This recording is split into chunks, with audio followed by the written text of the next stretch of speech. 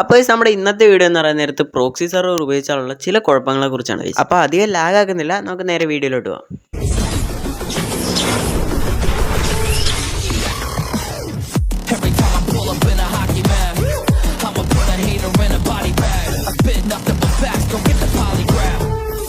അപ്പോൾ നിങ്ങൾക്ക് എന്താണ് പ്രോക്സി സെർവർ എന്നറിയാവോ?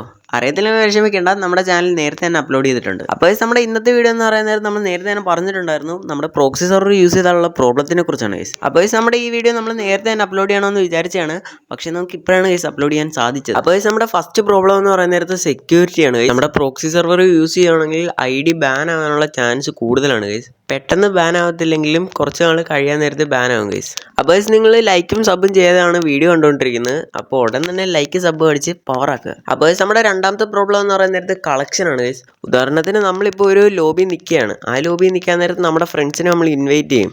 അപ്പോൾ നമ്മൾ കുറേ ഇമോട്ടൊക്കെ ഇടുമല്ലോ, അതൊന്നും അവർക്ക് കാണാൻ പറ്റില്ല. അതുപോലെ തന്നെ നമ്മുടെ ബണ്ടിൽസ് ആയാലും അവർക്ക് കാണാൻ പറ്റില്ല, ഗണ്ണിൻ്റെ സ്കിൻസും അവർക്ക് കാണാൻ പറ്റില്ല. അടുത്തതായിട്ട് വരുന്നത് നമ്മുടെ പർച്ചേസിങ് ആണ് ഗൈസ്.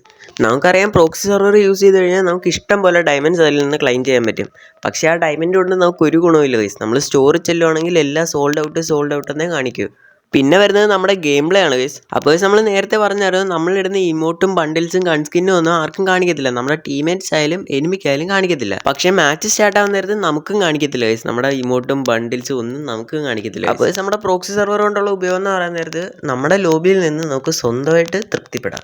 അപ്പോൾ പ്രോക്സി സെർവർ ഡൗൺലോഡ് ചെയ്യാനിരിക്കുന്ന ചങ്കിനും ഇതിനെക്കുറിച്ച് ഒന്നും അറിയാത്ത ചങ്കിനും നിങ്ങൾ ഷെയർ ചെയ്യുക ഗൈസ്.